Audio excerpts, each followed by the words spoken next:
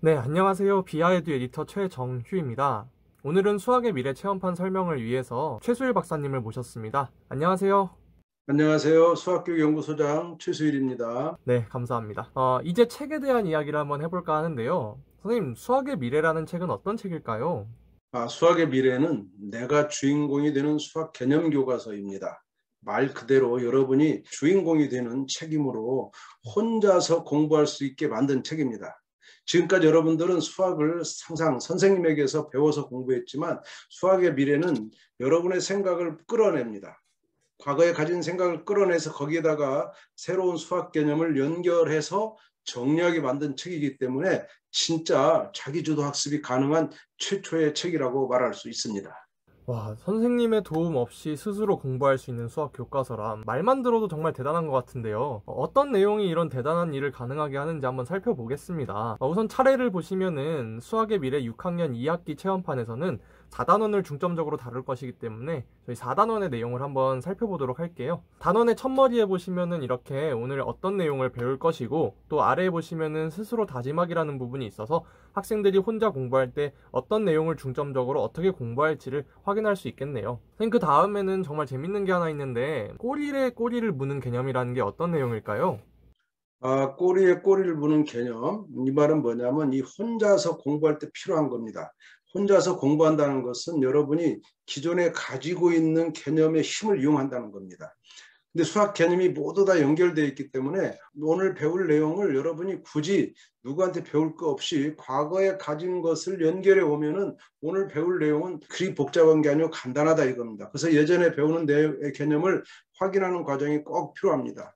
그리고 앞으로 배우게 되는 내용도 알게 되면 오늘 배울 내용의 그 이유도 알 수 있을 겁니다. 여러분 오늘 6학년 2학기에서 비례식과 비례배분 이런 것을 공부하게 되는데 이것을 배울 준비가 어디 있었냐면 6학년 1학기 때 비와 비율을 통해서 비례식을 오늘 연결할 거고요. 또 비와 비율은 그 과정에서 약분과 통분하는 과정을 거치게 됩니다.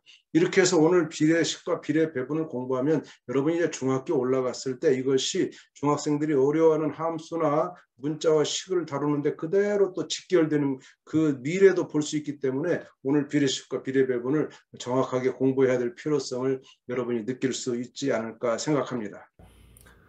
그래서 바로 다음 장에 기억하기가 나오는군요. 기억하기에서는 예전에 배운 개념들을 정확하게 알고 있는지 스스로 확인한다고 생각하면 되겠네요. 그렇죠. 이 기억하기는 오늘 배울 내용을 배울 준비가 되어 있느냐 확인하는 겁니다. 스스로. 그래서 여기가 몇 가지 또 질문이 있는데 예를 들면 기억 1에 가면 비 알아보기. 비 알아보기는 6학년 1학기 겁니다.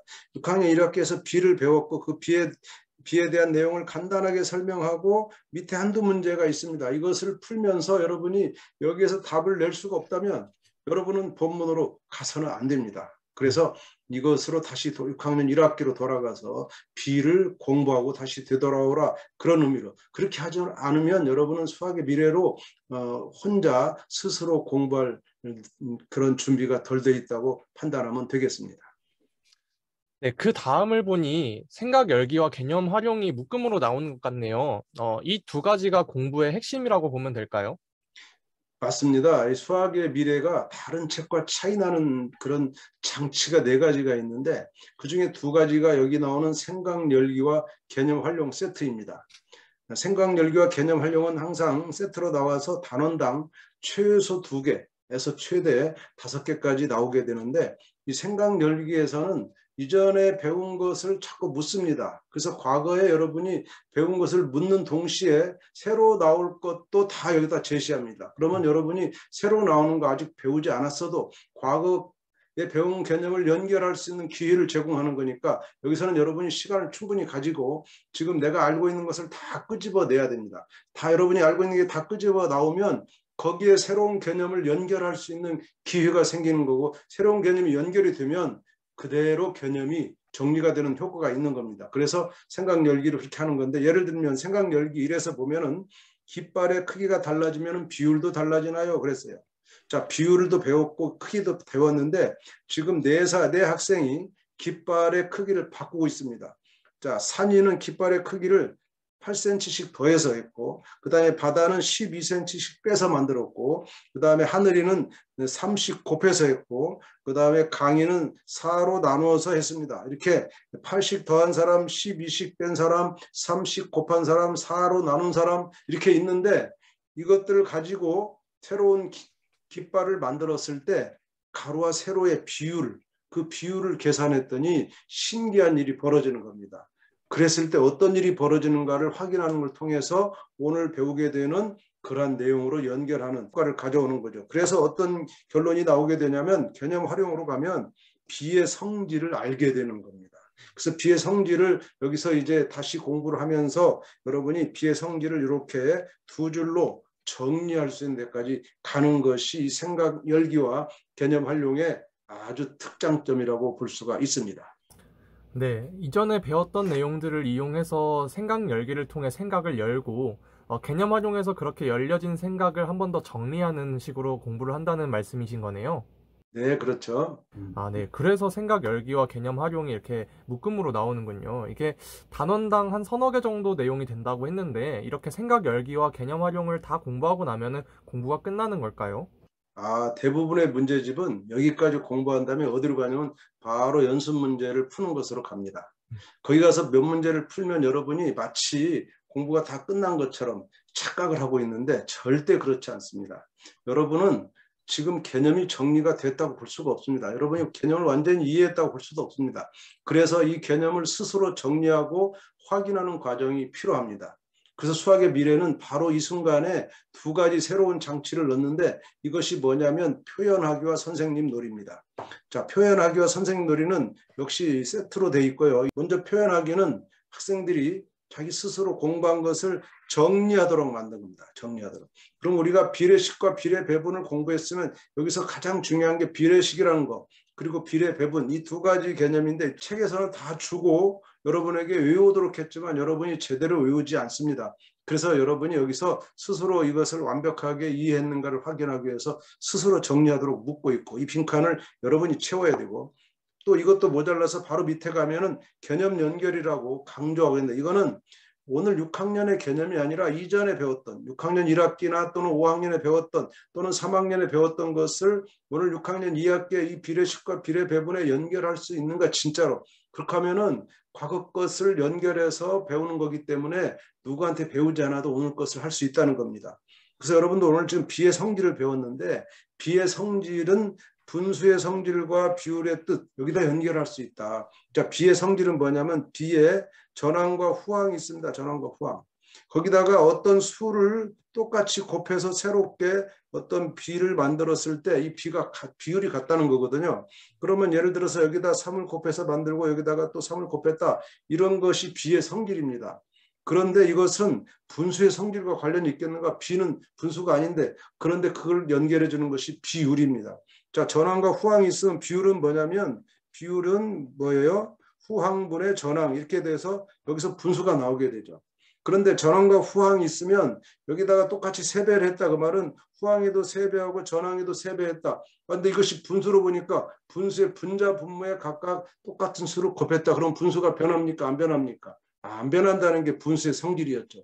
그래서 분수의 성질 그리고 비율의 뜻과 성질이 오늘 비의 성질로 연결되는 그 연결 고리를 여러분이 확인할 수 있고 이렇게 연결해 놓으면 비의 성질은 완벽하게 이해된다 이렇게 볼 수가 있는 겁니다. 그리고 이어서 세트로 나오는 선생님 놀이까지 가야 되는데 선생님 놀이에 나오는 문제가 항상 2개가 있습니다. 이 2개 문제는 일반 다른 문제집에도 다 있는 겁니다. 그러면 이 부분은 다른 문제집과 똑같은 거냐? 절대 그렇지 않습니다. 수학의 미래는 질문이 다릅니다. 문제를 풀어라 그런 질문 없어요.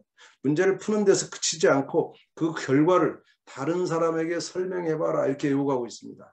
그렇다면은 이 문제 푼 결과만 내는 것이 중요한 게 아니라 이것을 다른 사람이라는 것은 누구냐면 집에서는 부모님이 될 수 있죠. 학교 가면 친구가 될 수 있죠. 이렇게 다른 사람에게 설명을 하게 되면 여러분이 설명을 잘 할 수 있는지 못하게 되는지 그 확인하는 과정에서 여러분은 개념을 스스로 정리하는 효과가 있는 것이 선생님 놀이라고 보는 것입니다. 네, 생각 열기와 개념 활용을 통해서 배운 내용들을 표현하기에 스스로 정리해서 한번 더 정리해보고 또 선생님 놀이를 통해서 다른 사람에게 설명할 수 있는 정도가 되는지 확인해본다는 말씀이신 거네요. 그렇죠. 예. 네, 이렇게 각 단원을 다 공부하고 나서 확실하게 잘 공부했는지 확인하기 위한 단원 평가 문제가 있다고 들었습니다. 이 문제들은 기본 문제와 심화 문제로 나눠져 있다고 하는데 심화 문제까지 다 풀 줄 알아야 되는 걸까요? 심화 문제까지 다 풀 줄 안다면 얼마나 좋겠습니까? 하지만 못 푼 문제가 얼마든지 나올 수도 있습니다. 단원을 잘 공부했다면 저는 기본 문제는 꼭 풀 줄 알아야 된다. 그런데 심화 문제는 말 그대로 어려운 문제가 있을 수 있기 때문에 못 풀 수도 있다고 생각하셔야 됩니다. 그러나 문제 풀 때 기본은 뭐냐면 어떤 문제든 해답을 바로 보면 안 됩니다. 그리고 스스로 개념의 힘으로 여러분이 개념을 정리한 힘으로 3번 정도는 도전해야 됩니다. 그래도 안 풀린다면 그때는 해답에 도움을 받기 바랍니다. 네. 그 다음으로 보니까 개념 연결 지도라는 것이 있어요. 선생님, 개념 연결 지도는 어떤 내용일까요? 개념 연결 지도를 보니까 이름이 초, 중, 고 수학 개념 연결 지도입니다. 이 말은 뭐냐면 오늘 배운 개념의 위치를 찾고자 하는 건데 여러분은 그날 공부하지만 항상 큰 그림, 수학이라는 큰 그림, 전체적인 그림을 가지고 공부할 때 오늘의 공부의 의미를 더 잘할 수 있습니다. 예를 들어서 지금 오늘 우리는 6학년 2학기에서 지금 비례식과 비례배분 이런 걸 공부했습니다. 그러면 이 비례식과 비례배분은 어디서 왔나 이것도 확인할 수 있지만 이것이 이후에 중학교나 고등학교 가서 어디 연결되는가 지금 화면에는 그 중학교 것이 보이지 않지만 책에는 양면으로 지금 그림이 다 들어가 있습니다. 그걸 확인하면은 내가 오늘 공부한 이 비례식과 비례배분을 만약에 내가 이해를 잘 하지 못하면 어떤 결과가 올지 여러분 뻔히 나타나는 거죠. 그래서 오늘 내가 공부해야 되는 그 이유가 바로 오늘에 있는 게 아니고 이 다음에 공부하게 될 내용의 기초가 되는 것으로 여러분이 오늘 것을 받아들이면 오늘 공부할 내용이 보다 명확하게 여러분이 이유가 여러분에게 오게 되겠죠. 그것이 수학 개념 연결 지도의 효과다 이렇게 보는 것입니다.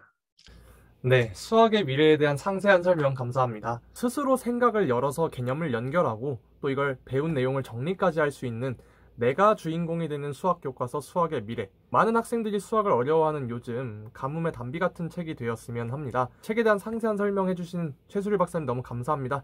감사합니다. 여러분 안녕히 계세요.